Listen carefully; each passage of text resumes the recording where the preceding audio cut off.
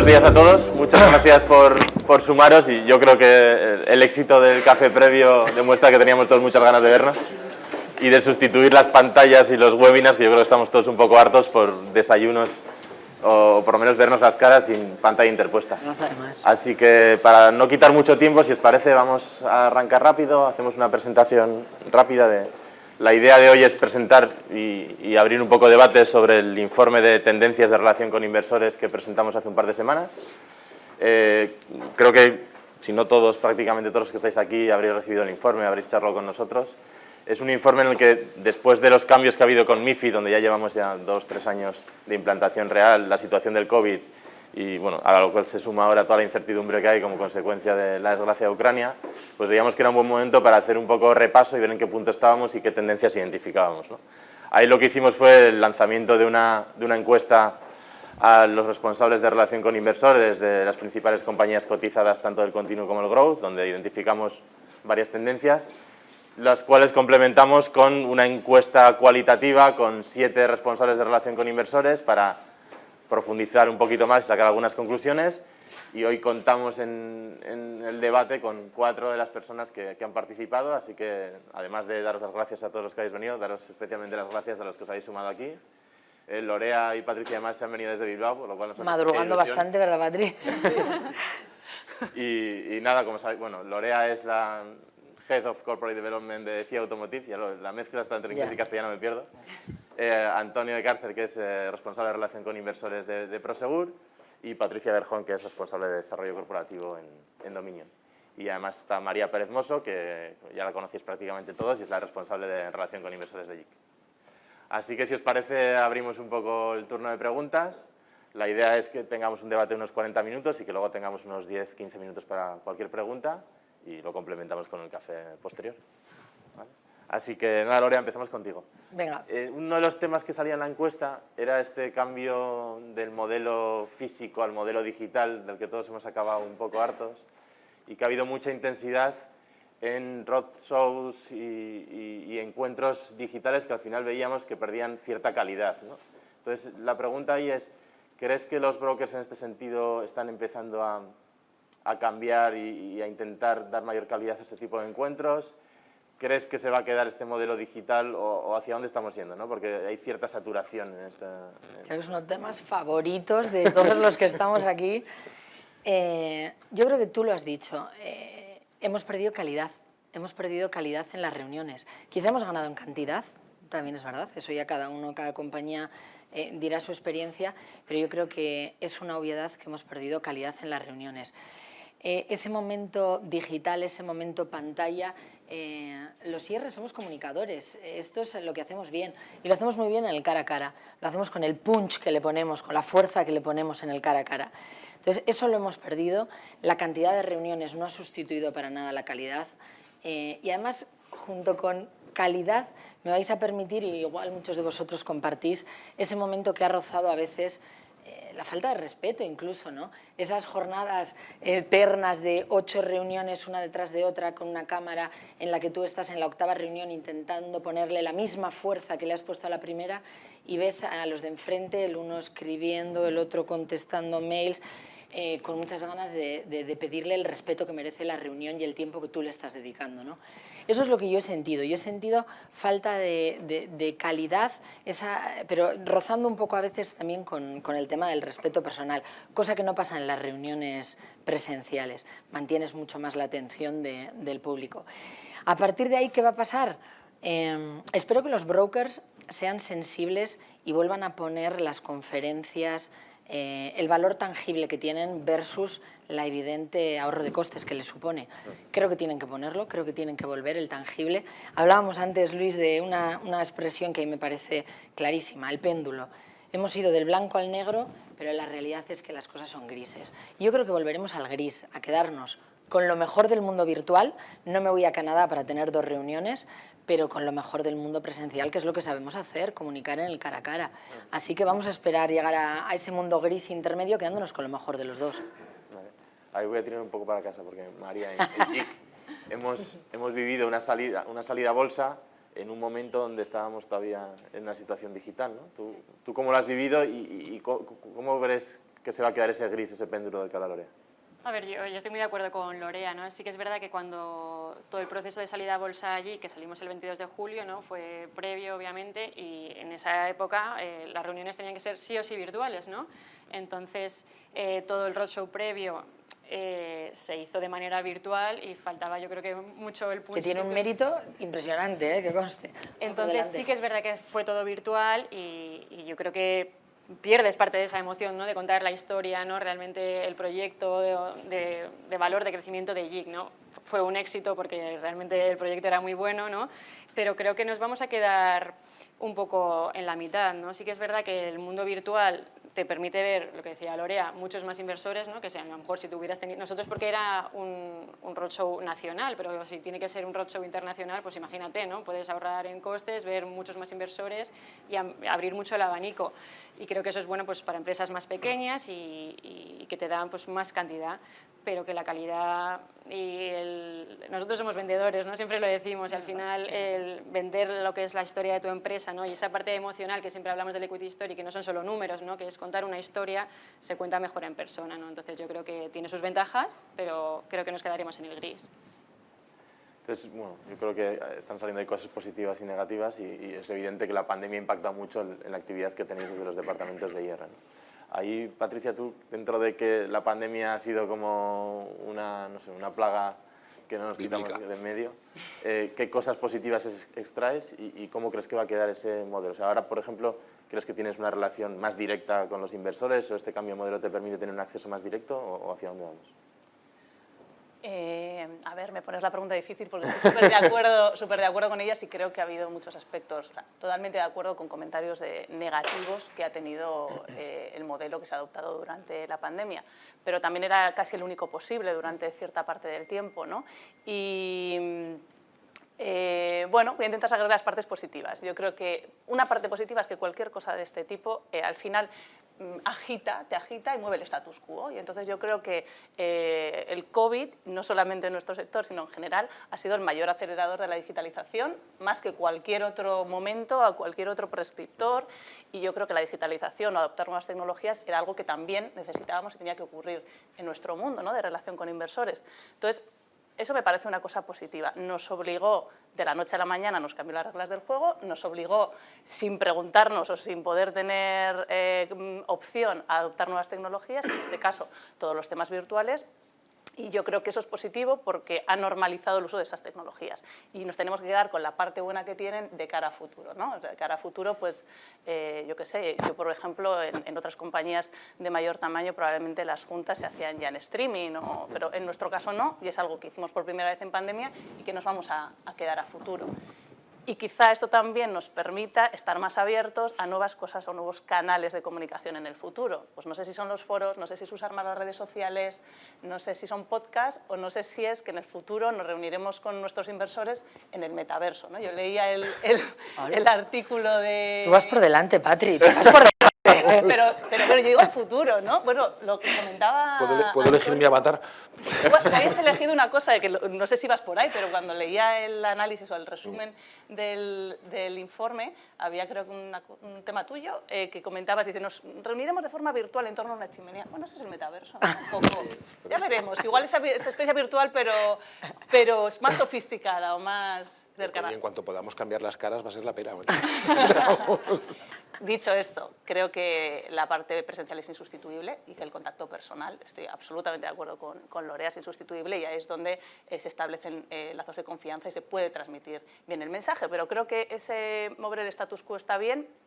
Creo que nos ha hecho también replantearnos el tema un poco de la presencialidad, si a veces igual no era tan necesario, y es que estábamos en una dinámica en la que parece que era la única opción y evidentemente tiene ahorros de tiempo, ahorros de coste, tiene la posibilidad de ver más compañías, lo que pasa es que hay que hacer un buen uso de las nuevas herramientas y cuando empezamos a utilizar nuevas herramientas a veces todavía no las usamos del todo bien, ¿no? Entonces yo creo que sí que tiene cosas positivas, esa digitalización, eficiencia y hay que ir al mix o al gris o a lo que decía Lorea, ¿no? A buscar el equilibrio. Entendido. Otro tema que sale siempre y que salía mucho en el informe es el famoso MiFID II, que es que viene el logo y ya llegó, ¿no? Ya lleva mucho tiempo. Ahí, Antonio, ¿Tú cómo lo ves? O sea, ¿qué impacto crees que ha tenido? Luego se habla mucho del impacto que ha tenido en la parte de la cobertura y de la calidad de la cobertura de los analistas. Ya llevamos bastante tiempo que hemos podido ver un poco el efecto. ¿En qué balance haces después de pasados 2 o 3 años, yo creo? Al final no era un lobo, yo creo que era un dragón de 7 cabezas que venía disfrazado de lobo.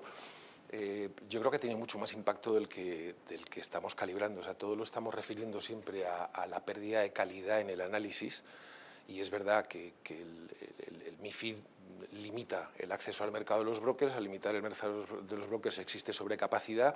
Al existir sobrecapacidad tiene que haber una bajada de costes y empiezan a reducir por la parte más frágil que es el análisis. Entonces yo creo que todas las compañías que estamos aquí, todos hemos pasado ya por lo de perder al veterano que conocía tu compañía, que se la sabía y que además no solo que se la sabía, sino que tenía una opinión sobre ella, a tener a un junior, con todo el respeto a los juniors, porque serán veteranos dentro de unos años, que tienes que volver a explicarle todo desde el principio, que además está cubriendo 20 compañías, no 10, por lo cual tiene que hacer un tick the box a toda velocidad y no sé si lo comentábamos ayer, María, ¿te acuerdas? Es decir, y se ha convertido en, donde antes tú tenías un informe que decía, creo que esta compañía puede o no puede hacer, mi visión es esta, ahora es, han presentado resultados y han dicho que han crecido un 6.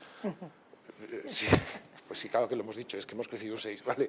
Entonces, eso está devaluándolos a ellos, no tanto a las compañías, pero es que además hay otro efecto, que es los brokers han perdido acceso al mercado. Antes hacías unas conferencias y tú podías invitar a todo el mundo, y en esa invitación de todo el mundo podías traerte al megafondo que no era un cliente tuyo, pero que como venía, iba a estar por Madrid o iba a estar en Londres, aprovechaba, y ahora eso lo tienes limitado. Por lo cual también baja la calidad del corporate access que te dan. Y adicionalmente a eso, tienes otra que es la promoción que hacen de tu compañía queda limitada a donde puedan llegar. Entonces, hay ventas de una compañía que les puede gustar muchísimo tu empresa y que la pueden promocionar, que al fin y al cabo son los que nos dan la entrada en el mercado, que te dicen no tengo ningún cliente que corresponda a tu perfil, o he perdido los clientes que correspondían a tu perfil, y como no puedo irme a ver a este tío porque teóricamente le debería cobrar la reunión o le tendría que tener dentro de un contrato, y eso está cambiándonos a nosotros la forma de trabajar. Estamos empezando a hacer de forma proactiva y racional targeting de inversores. Hasta hace relativamente poco los IRs, el concepto del targeting de inversores era... No quiero trivializarlo, es un tema serio, pero era un poco lucirnos dentro de la casa. Oye, he estado mirando y hago este cruce y he puesto estos tíos, y estos tíos son los tíos que podría interesarles más mi acción. Y cogías al broker de turno y le decías, oye, si vamos a estar en Nueva York, quiero ver a estas personas. Y él te decía, mira, este no le tengo este otro más. Pero es que ahora ese targeting lo tienes que hacer porque tienes que buscar la forma de acceder a ellos. Y la forma de acceder a ellos ya no la tienes fácil, porque ya el broker que cubre tu compañía a lo mejor no habla con ellos, por lo cual empezamos a ser nosotros también los que hacen la puerta fría de contactar, en vez de haber sido los que estaban siempre sentados en su mesa diciendo, bueno, pues ya vendrán, mi compañía les aparece en el radar, pero ahora les aparece en el radar y a lo mejor no pueden contactar contigo porque no han contratado ninguna casa de análisis que les dé servicio. O sea que no solamente es un tema de pérdida de calidad en el análisis, que es quizás lo más visible, es que es una pérdida de acceso al mercado, lo que nos ha generado, y que lo tenemos que suplir nosotros, ¿eh? No hay otra. Ahí yo creo que es algo que venimos hablando mucho tiempo, que es el incremento de la actividad de los IR, ¿no? O sea, yo creo que ahí la parte de targeting ya lo asumimos, o lo asumís también en vuestro día a día. Claramente, ahora ya no es un algo que además hago, ahora es que es el punto de partida. O sea, quiero recuperar presencia en el mercado americano porque he perdido la cobertura que tenía en el mercado americano, pues la tengo que generar yo solo. El virtual no ha ayudado en ese tema tampoco, porque el virtual también te mantiene alejado. O sea, le puedes mandar un correíto, vamos a hablar por teléfono. Eso antes lo hacía el fondo hacia nosotros, no lo hacíamos nosotros hacia ellos. Y ahora estamos nosotros desplegando esa puerta fría que posiblemente requiera skills diferentes en el perfil del IR, herramientas diferentes y tiempo. Por ponerle voz a Mario, que tenía que haber estado hoy con nosotros y no está, Mario habla del hombre orquesta, de cómo nos estamos convirtiendo en el hombre orquesta, y tiene toda la razón en esas parcelas adicionales de trabajo que nos están tocando. Has tocado una de ellas, el Corporate Access, por no hablar, no sé si hablaremos luego, de temas como el ESG, que hemos estado comentando antes, otras tantas que, hombre orquesta... Se lo hemos dejado para el final porque sabemos que si no acabamos monopolizando la conversación. Perfecto. En la parte ahí de research que hablabas, yo creo que, bueno, como compañías del continuo yo creo que dentro de lo que cabe tenéis una cobertura razonable, pero es cierto que para muchas compañías del growth es más complicado, ¿no? Y ahí está surgiendo lo que es el research sponsorizado, o el nombre que le queramos poner. Ahí en JIC sí se decidió contratar al Lighthouse y se está trabajando con ellos. María, ¿tú ahí cómo lo ves? ¿Por qué se toma esa decisión? Y es cierto que es un tema sobre el que hay mucho debate, sobre el tema de sponsorizado sí, sponsorizado no. O sea, ¿cómo lo ves tú? A ver, nosotros cuando hicimos el proyecto de salir a bolsa, creo que una de las cosas más importantes que tuvimos en mente era seguir las mejores prácticas, no ya de BM Growth, sino de unas empresas del continuo, ¿no? Y creo que teníamos claro desde el principio que la transparencia del mercado era fundamental. Como bien dices, si ya MiFID no ha reducido bastante lo que es la cobertura, ¿no?, de las compañías del continuo, pequeñas y medianas, pues imagínate compañías del BM Growth, que son compañías muy pequeñas, que tienen, pues nosotros cotizamos en modelo continuo, pero imagínate las que cotizan en modelo fixing, ¿no?, tienen muy poca liquidez y obviamente no hay análisis para ellas, ¿no? Pero nosotros creemos que la transparencia del mercado es fundamental, ¿no? Y no solamente que creo que en JIC damos información todos los días, muy detallada, somos muy transparentes, pero no es suficiente con que lo diga yo, ¿no? Entonces, con que si hay alguien detrás que hace un buen trabajo, ¿no?, porque hacen un trabajo, por mucho que sea un contrato sponsorizado, son gente independiente, ¿no?, que se están jugando su prestigio y no van a decir algo que no es verdad, ¿no? Entonces, creemos que es fundamental poner al público, al mercado, un análisis en el que se den las estimaciones, nuestras valoraciones y que alguien pueda hacerse sus numeritos, que un portfolio manager pueda coger y hacerse sus números, aparte de, obviamente, hablar con nosotros, que un independiente les diga eso, ¿no? Y creo que no es un gasto para nosotros, yo creo que es una inversión, ¿no?, que es fundamental, ¿no? Yo creo que está aquí Jesús y en una reunión que tuvimos con él nos lo dijo, ¿no?, que él era muy partidario de que las compañías del growth apostaran por este modelo y creo que tiene toda la razón del mundo, ¿no? O sea, es algo que sí o sí tienes que tener.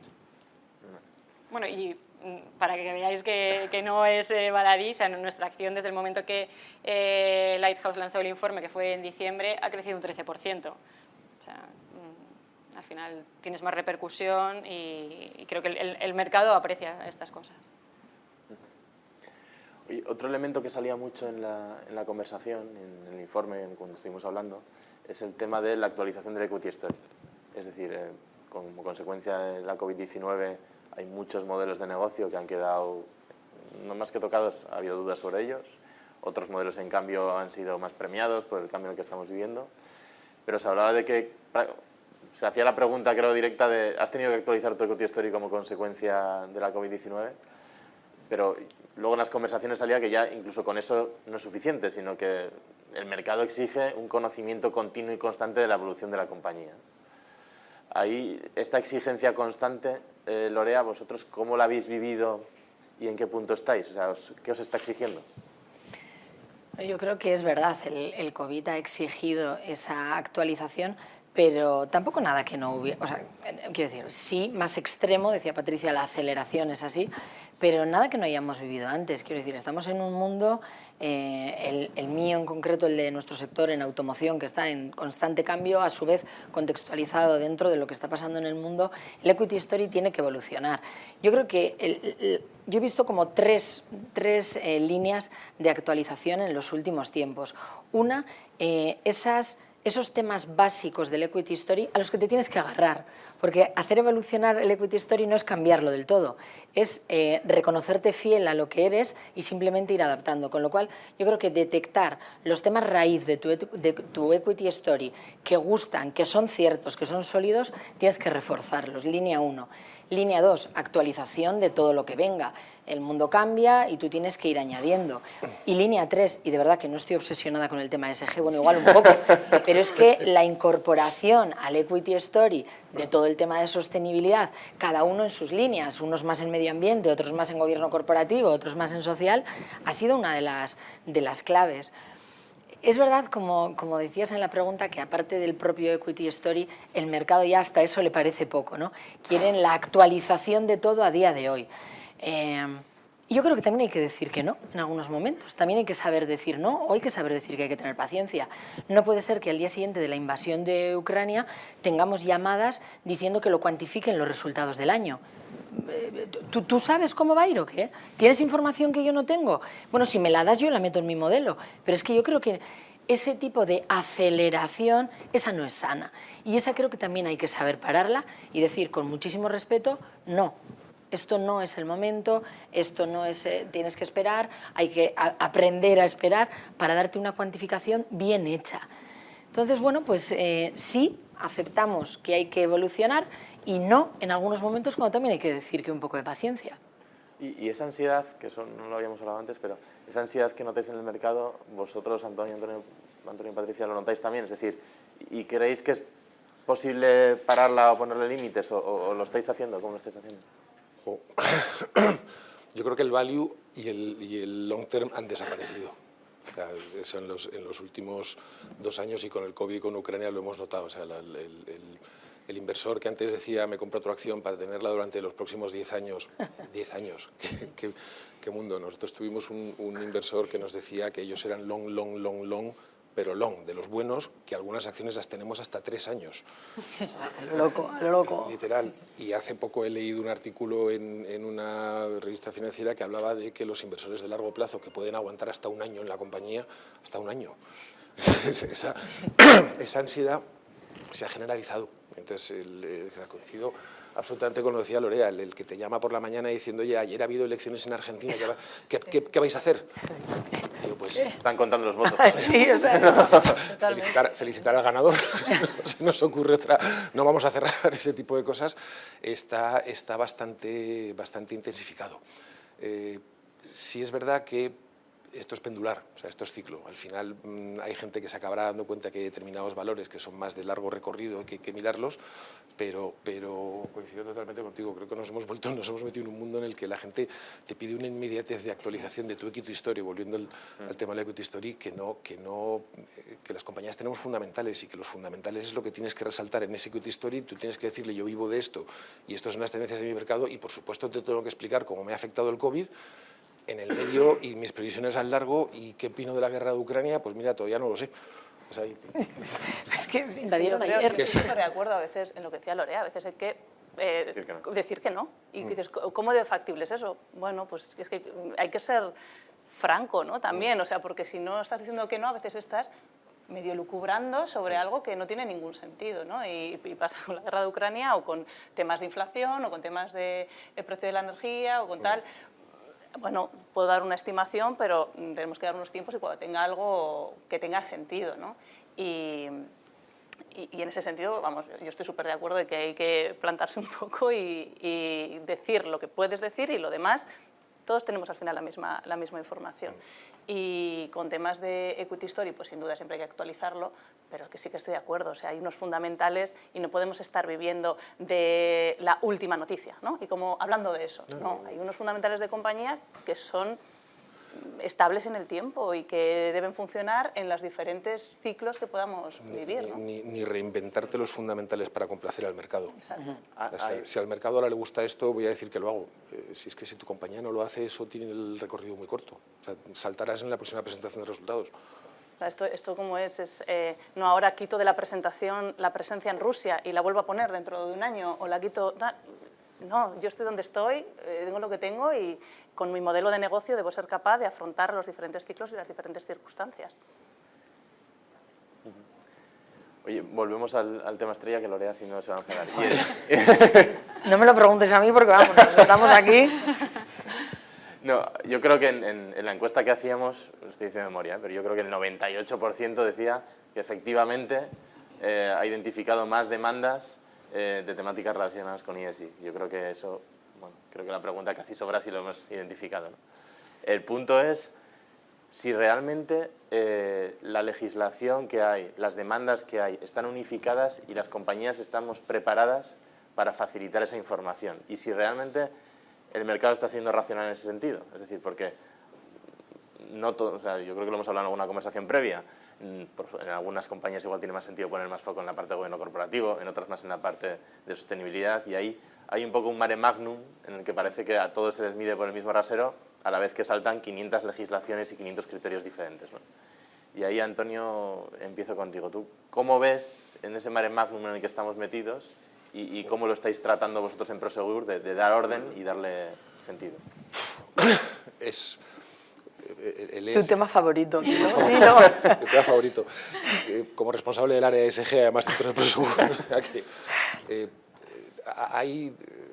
hay una doble vertiente aquí. O sea, el ESG es importante. O sea, la sostenibilidad, el gobierno corporativo y que las compañías sean decentes, por alguna manera, es importante y eso es una cosa que se tiene que medir. Pero por otra parte, estamos asistiendo al nacimiento de una industria. Alrededor de un intangible que hay que medir surge el oportunismo mercantil. El tío que dice, bueno, pues yo lo voy a medir y como lo voy a medir me invento una métrica. Entonces, como esto es un mercado libre y que tiene competencia, hay un señor que dice, no, mi métrica es mejor que la tuya. Entonces te voy a medir de otra forma. Hasta ahora, todos los IRs que estamos aquí, vivíamos en un maravilloso mundo capitalista en el que no hay más Dios que la cuenta de resultados, del cual nosotros somos los sumos sacerdotes. Y la cuenta de resultados se mide por matemáticas. Te puede molestar más o menos, pero un EBIT negativo es EBIT negativo. Y ha aparecido una religión nueva que se mide por criterios subjetivos. Y entonces todavía estamos en el momento, creo que estamos todavía en el momento de definir quién es el más creyente o quién es el que tiene más razón. Y creo que va a tardar en llegar un modelo taxonómico global para todo el mundo, porque ese modelo taxonómico mata una industria.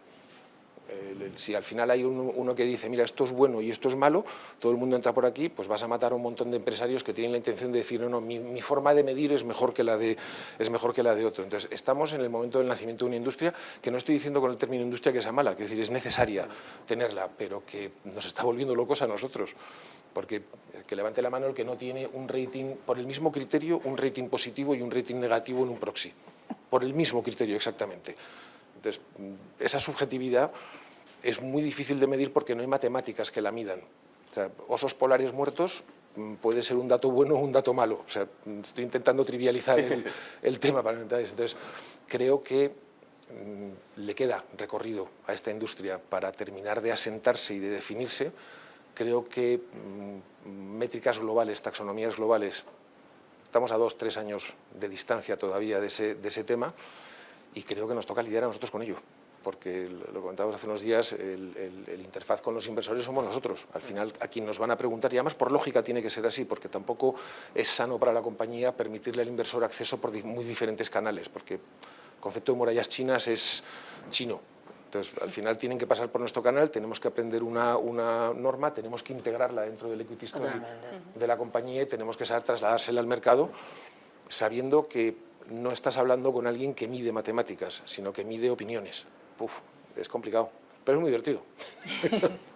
No, ahora en ese hombre orquesta acabamos de meter la percusión. Sí. Teníamos los vientos, teníamos las cuerdas, ahora tenemos la percusión. Pero es que es verdad, yo creo que para todos ha sido un antes y un después el tener una carga de trabajo adicional por el conocimiento que se nos requiere adicionalmente, ¿no?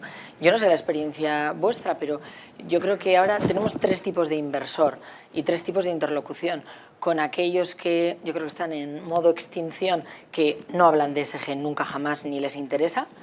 En la otra punta, gente tremendamente formada en ESG, gente que te habla y te hace unas preguntas comprometidas con ESG, con conocimiento en ESG y que requiere de ti, hola, IR, de ti, que sepas de taxonomía, de cadena de suministro, de cómo se hace una auditoría a un proveedor y de emisiones de scope número 3, perdona.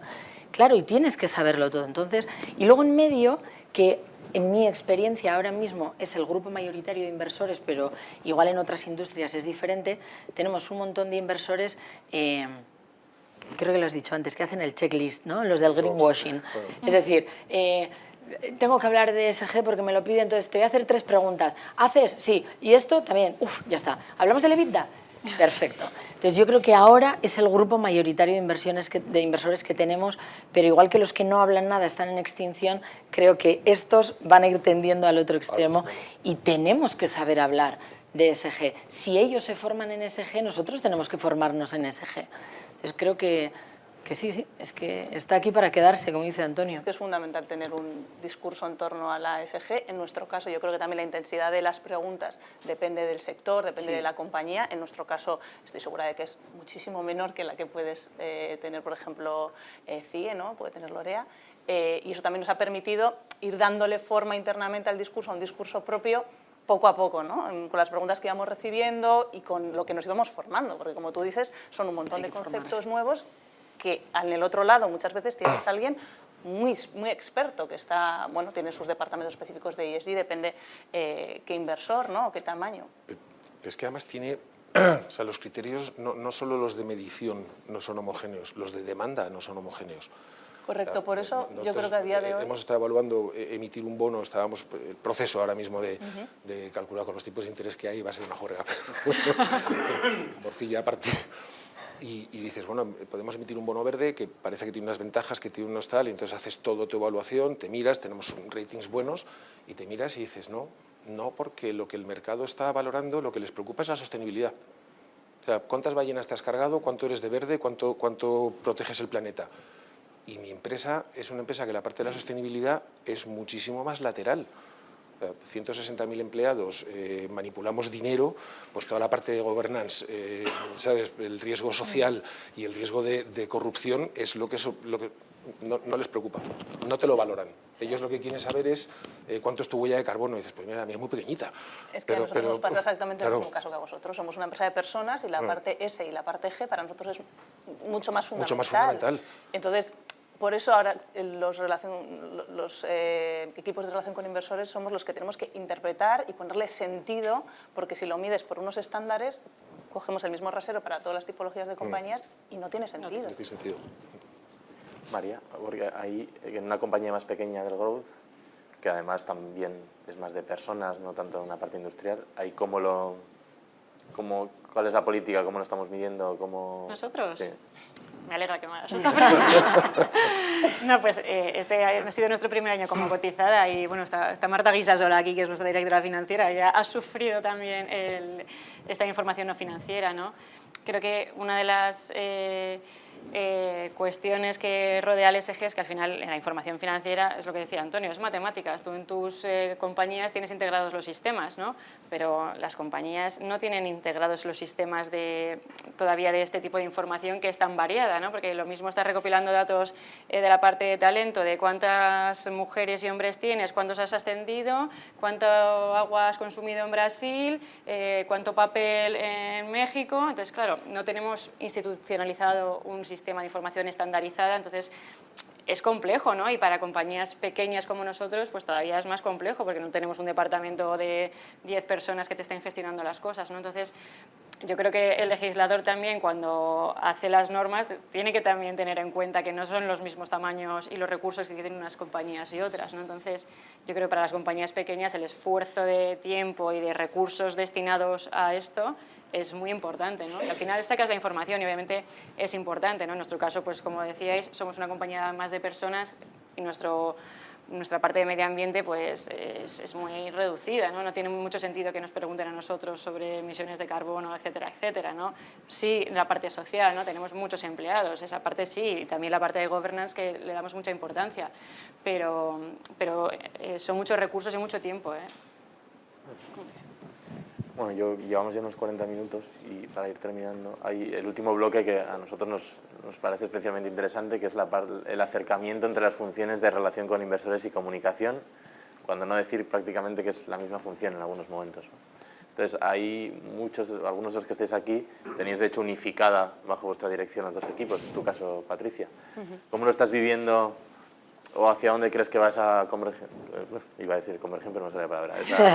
Unión, ¿no? De los dos. Yo le veo muchísimas ventajas. Cuando leía vuestro informe veía que el 85% de las compañías, me parece, los tiene todavía separados. Y yo la verdad es que creo que son dos áreas que tienen muchísimas sinergias, que al fin y al cabo la relación con inversores no dejamos de estar comunicando a un público específico, a un tipo de público que tiene sus canales, que tiene su lenguaje, que tiene sus intereses, pero hay gran parte del trabajo, aunque ahora ya tenemos muchísimas otras partes, pero es esa comunicación.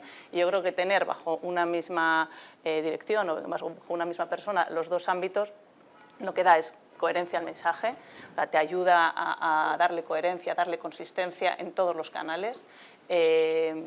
Internamente facilita muchísimo la coordinación, al final no tienes que estar entre los dos departamentos, ¿no?, poniéndote de acuerdo, bueno, puede haber una metedura de pata en un momento dado porque tú estás empujando una cosa y a la vez está empujando otra, aunque no sean incoherentes, pero igual no es el momento. Entonces, yo creo que hay muchísima eficiencia internamente, también externamente a la hora de darle alcance y darle consistencia al mensaje. Y además creo que no solo tiene sentido unificar lo que es relación con inversores, la comunicación externa, sino también la interna. Es mi caso. En mi caso llevo todo y creo que en un mundo interconectado en el que vivimos no tiene sentido. O sea, al final a todos tus públicos les tienes que comunicar el mismo mensaje, adaptándolo a sus formatos, a sus canales, pero creo que el mismo, ¿no? Entonces, para mí tiene absoluto sentido y en mi caso la experiencia es muy buena. Lorea, vosotros también tenéis una situación relativamente similar, ¿no? Sí, nosotros igual que Patri tenemos prácticamente desde el principio los dos departamentos bajo el mismo paraguas. Y yo creo que es la única forma de garantizar 100% la coherencia de mensajes. Es la única forma de garantizarlo. María ponía un ejemplo antes, el de uno hace la presentación, otro hace la nota de prensa. Los dos no pueden estar enfocando el mismo punto importante, ¿no? Si lo hace un mismo departamento, si lo hace un mismo equipo de gente, sí garantizas que el mensaje importante es uno, para un mercado, para otro, para un cliente, para cliente interno, para cliente externo. En nuestro caso, incluso en un tema, como decía Patricia, de comunicación interna y externa, hemos ido dando pasos en que haya transparencia. Por ejemplo, la revista interna, una cosa que hacemos de forma recurrente varias veces al año en CIE, inicialmente era interna y hubo un momento en que decidimos, ¿y por qué no la comunicamos en externo? El hecho de que esté bajo el mismo departamento es lo que permite ese tipo de reflexiones. Y ahora mismo la revista interna de CIE, como no tiene ningún secreto, sino que es bastante transparente, la mandamos lo mismo a un cliente que a un proveedor, que a toda la plantilla del grupo, con lo cual sí, garantía y coherencia de mensajes es lo que lo permite. Súper fan de Paraguas Único. Sí, Antonio, vosotros es cierto que aunque no es el mismo equipo, entiendo que trabajáis también muy de la mano, muy cerca. Nosotros no es el mismo equipo, pero te puedo dar una explicación que es muy curiosa. Cuando vino el COVID nos fuimos todos a casa, obviamente, y luego al volver a la oficina, pues la mayoría de las empresas hemos hecho lo mismo, hemos quemado las naves, ya no se puede volver todos, vamos a volver 2 días por semana o 3, porque ya no hay hueco para todos, pero hemos redecorado la oficina muy espacio Google, chulo, molón, y nos sentamos donde nos da la gana. Entonces, donde antes IR siempre estaba dentro del área financiera, con el grupo de los financieros, contabilidad, etcétera, etcétera, por puro deslizamiento natural, nos sentamos al lado de los de comunicación y los de comunicación se vienen con nosotros. Nos hemos buscado nuestro huequito, donde siempre estamos al lado de la cafetería, por supuesto, para no perder buenas costumbres, y al final estamos siempre con comunicación, porque coincido totalmente con lo que estáis diciendo. O sea, la forma que tú tienes de presentar tu empresa es un 360 grados, las percepciones que tú tienes que generar en el mercado tienen que ser la misma, sobre todo más en las empresas que somos muy B2B. Porque las B2C suelen tener un elemento de comunicación a mercado muy potente, te quiero vender mi producto, pero vosotros no habéis visto nunca un anuncio de Prosegur, sí, los de las alarmas, vale, pero eso es la parte B2C de Prosegur y eso es un propio departamento, pero el resto, la percepción que tú generas en el mercado la tienes que generar en el cliente, en el inversor, en el comprador, en el regulador, entonces la comunicación no tiene que ser única y es curioso, nosotros hemos dejado, o sea, ¿dónde me siento hoy? Ah, mira, ahí está el tío de comunicación, oye, ¿cómo estás? Y te sientas con él. Estupendo. Eso es. Yo creo que hemos tocado prácticamente todos los temas que teníamos y ahora cualquier pregunta es más que bienvenida, a ver si se animan.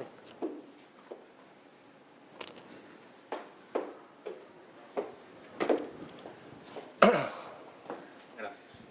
Hola. Tema estrella de ESG. ¿Cómo hablamos y generalmente tratamos de enfocar pues todos los aspectos de ESG y cómo configurarnos de cara al exterior, de cara al inversor, de cara a los índices de ámbito de ESG, esos KPIs, etcétera, etcétera? Yo no sé a vosotros, y quería verlo desde vuestro punto de vista, la experiencia dentro de la compañía y concretamente con el Consejo de Administración, porque al menos en nuestro caso, bueno, no he dicho que soy Javier Oriol de Talgo.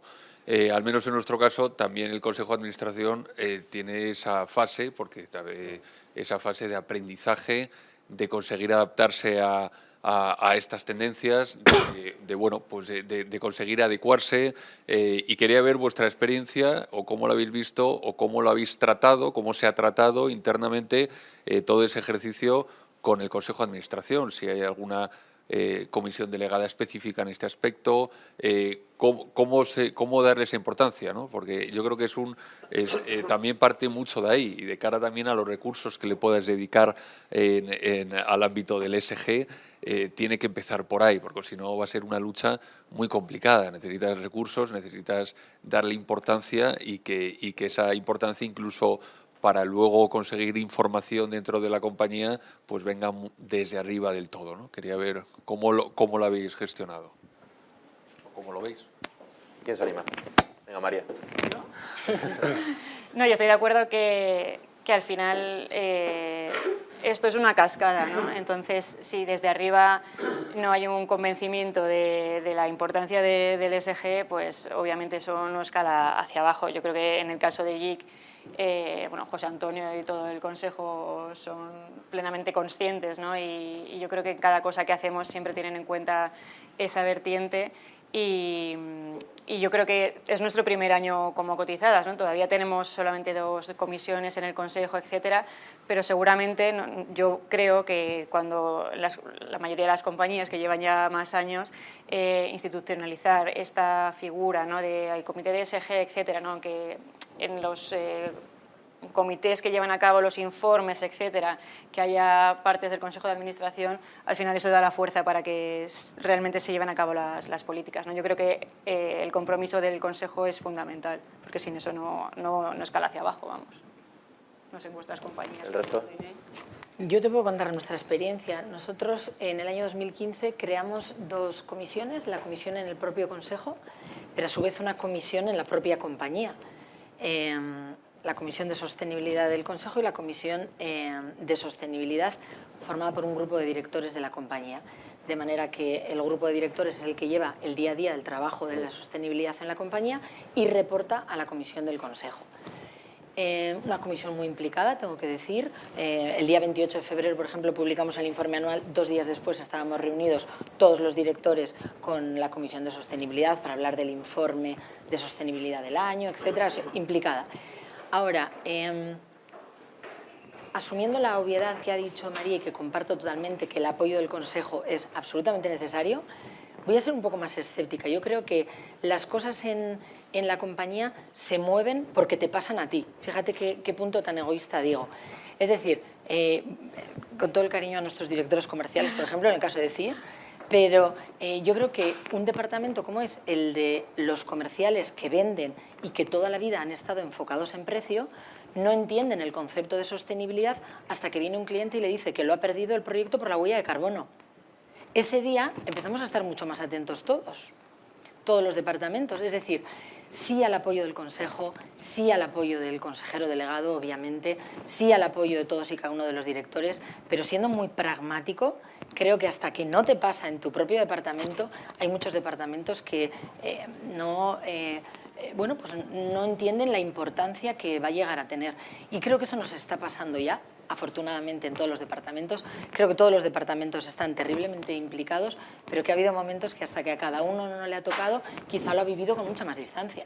Hasta que no te toca en el bolsillo, ¿no? Literalmente, hasta que no toca lo tuyo, claro. Sí, en nuestro caso lo mismo, o sea, claramente es un top-down. Si quieres que funcione, es un top-down. Nosotros, ¿tú te acuerdas, María? Estábamos trabajando juntos. El primer día que apareció un tío diciendo, un inversor diciendo, o sea, me llama un idiota que dice que si estamos violando derechos humanos y tal. Decías, pues solo los de las mujeres y los niños. Los demás somos una empresa de gente con pistola, no podemos violar muchos más derechos humanos que esos, ¿no? De ese primer día a la situación de ahora, todo se acelera el día que en el Consejo de Administración generas la Comisión de Nombramientos, Comisiones, Retribuciones y ESG, a la cual se reporta, se establece un modelo de directorado implicado en la compañía, se ponen objetivos a todos los managers de la compañía relacionados con el ESG transporte de fondos tienes que mejorar tu huella de carbono, la parte de seguridad tienes que tener claro que el porcentaje de mujeres tiene que incrementar en la medida de lo que una empresa de seguridad puede tenerlas, etcétera. Y a partir de ahí va todo mucho más rápido, porque se convierte en un proceso más transversal a la organización, pero es un top-down, claramente.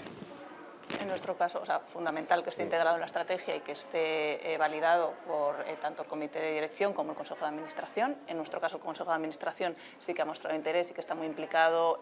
Nosotros hacemos una especie de monográficos de temas de interés con el consejo y los hemos tenido más de uno relativos a temas de sostenibilidad y de ESG. Nosotros tenemos comisión específica de sostenibilidad, de riesgos y sostenibilidad. Y luego, no sé cuál es vuestra experiencia, pero yendo un poco a lo que decía Lorea, cómo se implican todos los diferentes niveles de la organización.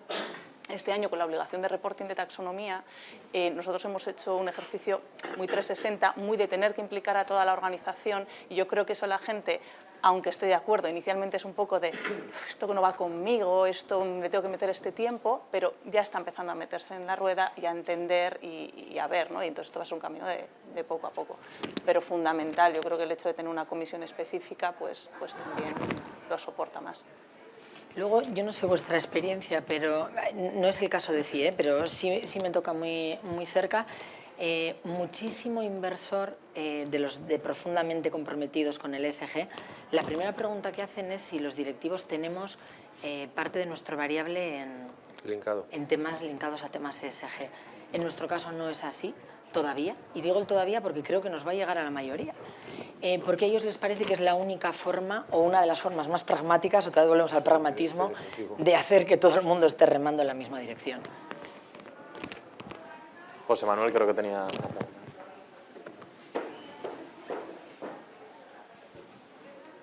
Por cierto, estoy mirando solo para allí. Buenos días, José Manuel Velasco. Yo voy a volver al tema de la coherencia en la comunicación con todos los grupos de interés. En mi experiencia empresarial, los organigramas tienden a cumplirse. Y a veces te ponen un jefe y dices, no vas, pero no, es tu jefe, pero no te preocupes, no va a ser tu jefe. Acaba siendo tu jefe, ¿no? Por supuesto. Acaba ejerciendo como jefe. Entonces, a la hora de integrar la comunicación con todos los grupos de interés, ¿dónde integramos? ¿Comunicación en IR Te lo he dicho. o IR en comunicación? Mi pregunta tiene sesgo. Yo soy partidario de que comunicación, si tiene una visión global de todos los grupos de interés, garantice la coherencia de todos esos procesos de diálogo, siempre y cuando la persona de comunicación esté en condiciones de responder a las exigencias de todos esos grupos de diálogo. Es decir, tenga la preparación suficiente para poder entender la actividad de relación con inversores. ¿Cuál es vuestra opinión? Nos hemos reído Luis y yo y María porque es que lo hemos estado hablando antes. Sí, antes en el café. Ha salido el tema. Yo es que no sé si, yo por ejemplo no soy capaz de contestar del todo esta pregunta porque yo vivo la responsabilidad de comunicación y relación con inversores desde el principio. Entonces yo no lo veo como una integración de uno sobre otro o otro, ¿no?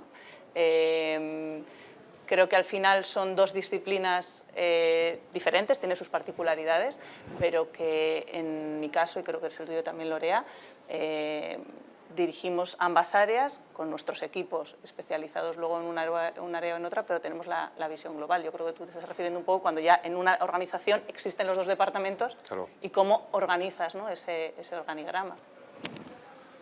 Yo me voy a mojar, yo creo que te voy a decir, y creo, te voy a dar una respuesta muy a la gallega, pero de verdad la creo, y lo comentábamos antes, yo creo que depende mucho de cada organización. ¿Por qué? Porque hay organizaciones que tenemos un perfil de comunicación muy bajo y una área de inversores muy potente. Hay empresas totalmente lo contrario, su historia y su tradición no es dar importancia al área de IR, ya ha sido un área mucho más, déjame decir, estándar, y sin embargo en comunicación han desarrollado muchísimo su estrategia. Con lo cual, empresas, si esto van a hacer, que nazca junto. Eso creo que vamos a estar todos de acuerdo. En caso de haber nacido ambos departamentos por separado, creo que tiene que imperar el sentido común y no la lucha de poder. ¿Cuál de los dos departamentos se ha desarrollado más, tiene más fuerza, tiene más tradición? Pues ese tiene que ser el que arrastre un poco. Yo creo, como nosotros estamos justo ahora, pues, estaba pensando mientras hablaba usted diciendo, con los de comunicación se quedan conmigo. Si estamos ya sentados juntos. Yo creo que depende bastante coincido con Lorea, del tipo de empresa y sobre todo de la cantidad de originación de información. O sea, nosotros hemos llegado a una especie de acuerdo en Prosegur tácito bueno, que es originación de información la hace comunicación, porque es el que suele estar pendiente de todo. Me gustaría deciros, ¿tenemos la disciplina todas las semanas? No, más o menos de forma continua decimos, oye, nos sentamos, ¿qué podemos contar? Y entonces ellos te dicen, oye, pues hemos sacado un producto nuevo, hemos hecho tal, pues mira, el producto nuevo a mí me puede interesar para mi newsletter de accionistas. Nosotros como originadores de información, los IRs, lo único que originamos son presentaciones de resultados, Capital Markets Days y emisiones de bonos.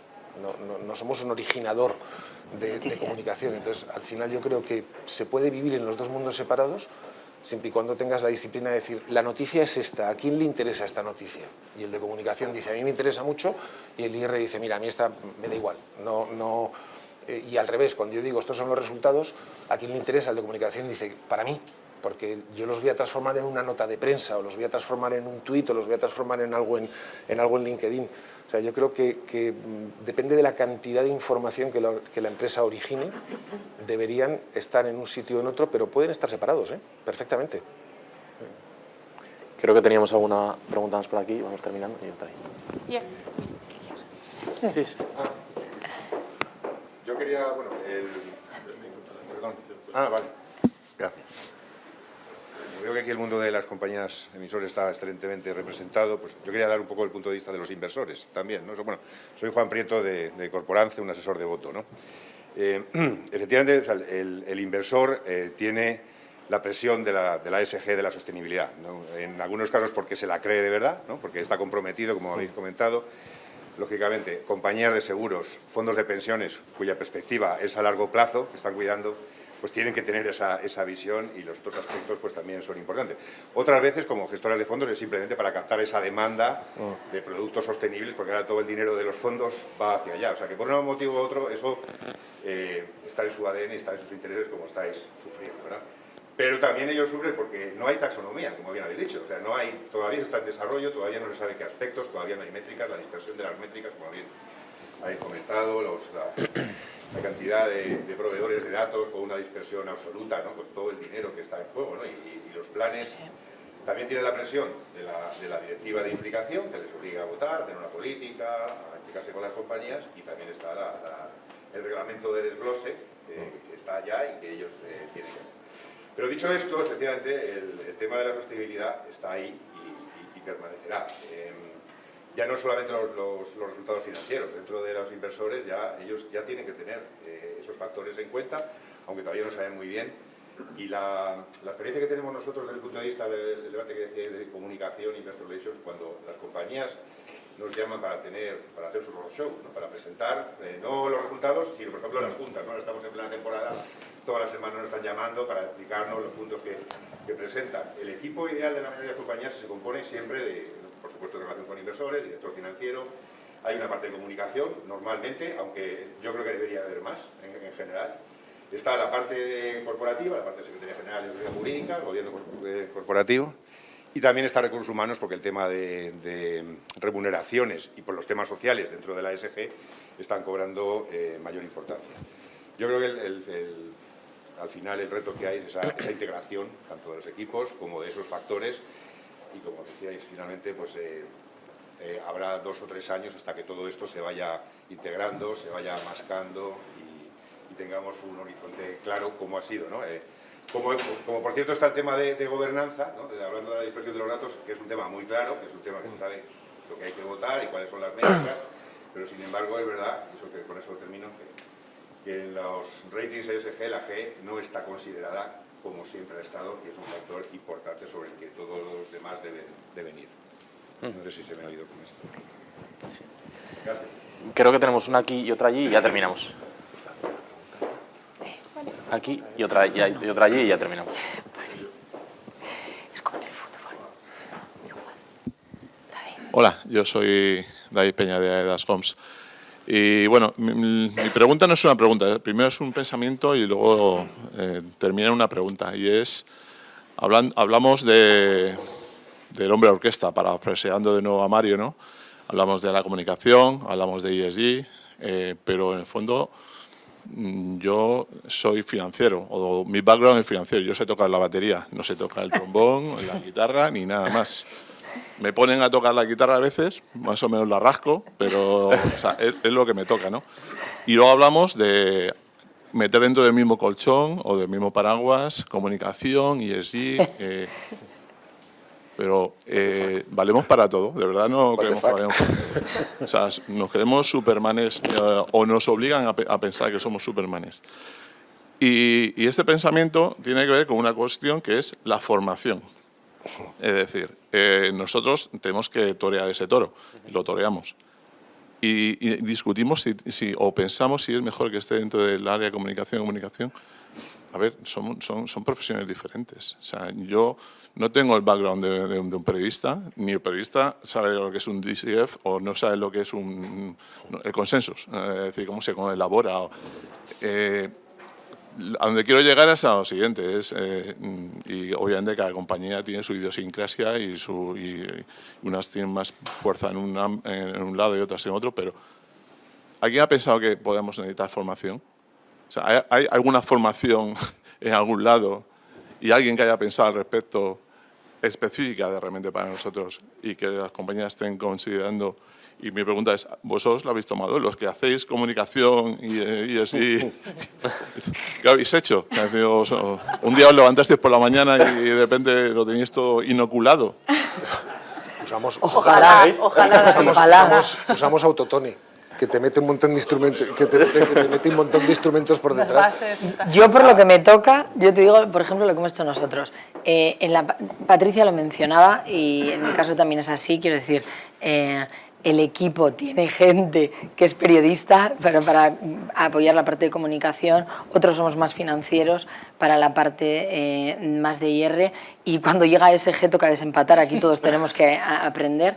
En nuestro caso, nos hemos puesto como objetivo no ponernos rojos cuando nos hablen de ESG. Yo comparto con Antonio el tema de que tenemos que ser interlocutor único. A mí no me parece adecuado abrir las puertas de nuestra casa a cualquiera y dejar a cualquiera interactuar con un inversor, porque un director de recursos humanos o un director de cadena de suministro sabe muchísimo de lo suyo, pero no sabe cómo poner el filtro a la información que tiene que darle a un inversor. Entonces, yo sí creo que tenemos que ser, primero, un interlocutor único con ellos para hablar de todo. Segundo, eso exige que estemos formados en todo, desgraciadamente. Eso exige formación dentro de casa para aprender de áreas que no eran nuestras y exige formación también fuera. Yo te decía que nosotros nos hemos puesto objetivos que no me pongan rojo cuando me hablan de ESG y cuando me hablen de emisiones de alcance 3 sepa de lo que me están hablando, y para eso hemos decidido, todo el equipo de IR, estamos formándonos y nos vamos a sacar el título del CESGA, el de analista certificado en ESG. Pues los domingos por la tarde hay que estudiar un rato.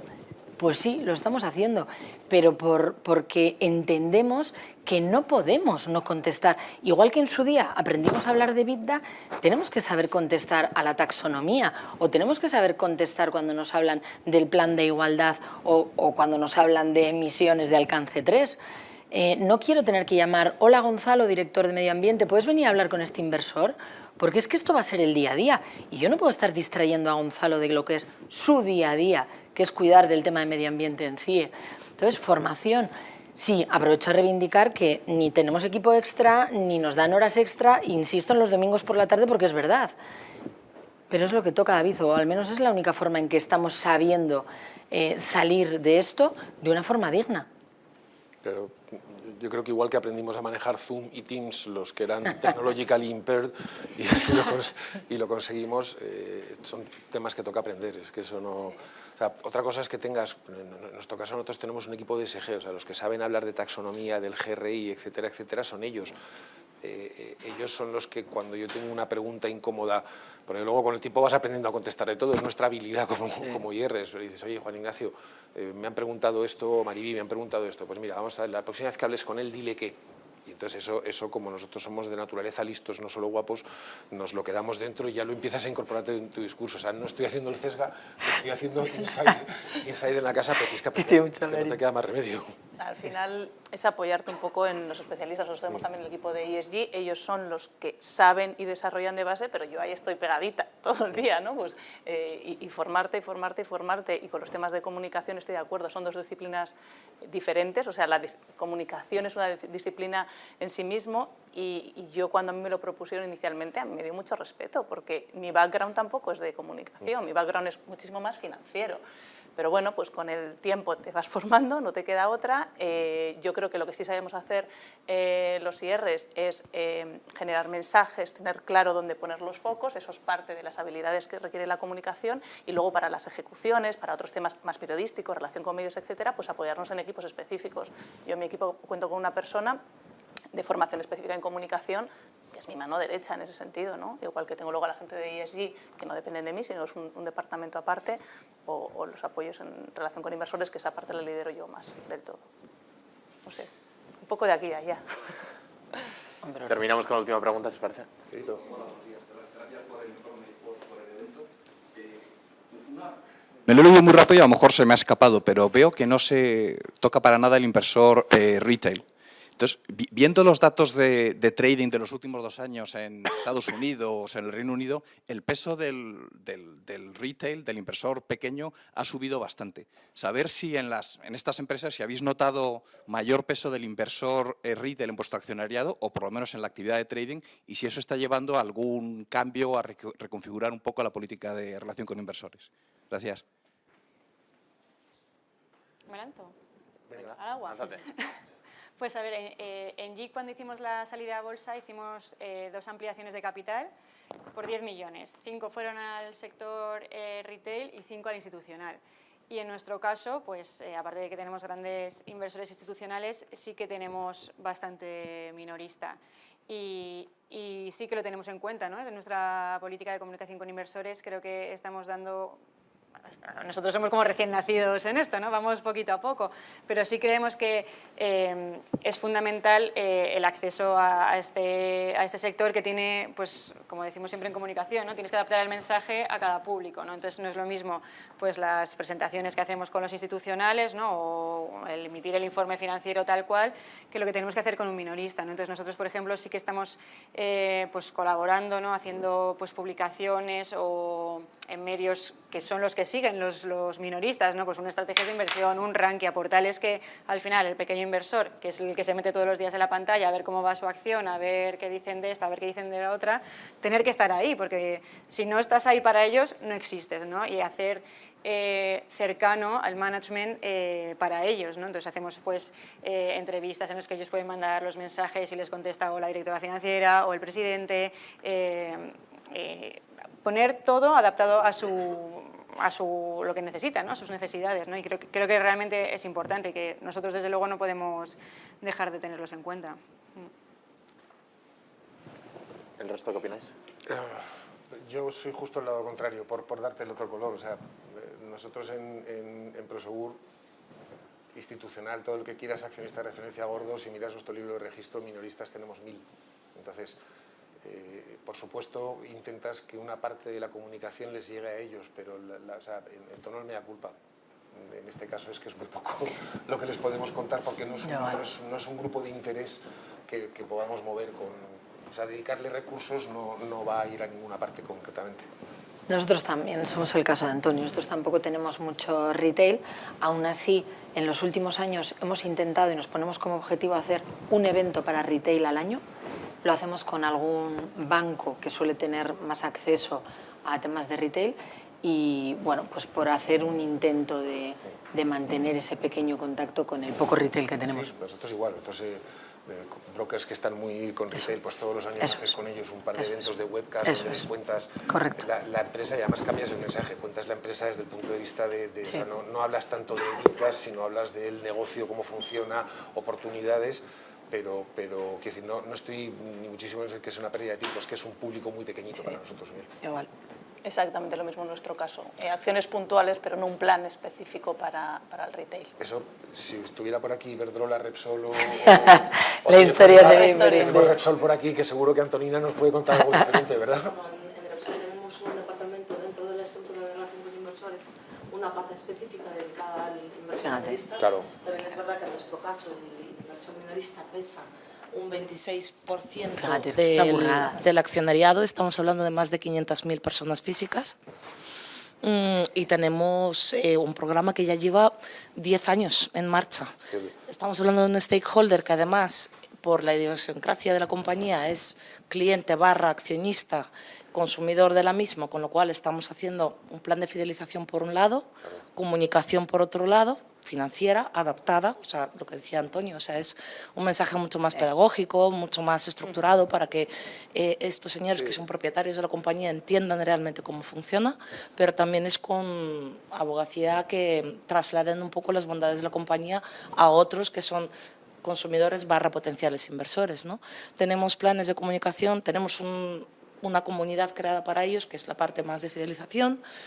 Hacemos una revista trimestral, tenemos una newsletter mensual, hemos replicado, en su caso, en el pasado, previo a la pandemia, roadshows para este público, bajando el tono del mensaje. Vosotros antes de la Junta os lo tenéis que pasar. La vamos. Junta, por supuesto, es un evento clave. Y tenemos cantidad de iniciativas enfocadas a ellos, pero tratando de adaptar el mensaje, pero que digamos que es un público a caballo entre el perfil más de consumidor y el perfil más de inversor, ¿no? 500.000, es que los nuestros, los minoristas nuestros, cuando viajan van todos juntos en el mismo taxi. En fin, es que está claro, es un panorama completamente diferente. O sea, efectivamente, los grandes bancos, nosotros e Iberdrola, a lo mejor somos los ejemplos más claros para ello, ¿no? Porque el perfil de compañía es completamente diferente. Distinto. Bueno, pues nada, muchas gracias. Yo creo que con esto damos por tenido y pasamos el debate al café. Muchas gracias a los ponentes y a todos los asistentes. A vosotros. Así que hasta la próxima. Muchísimas gracias.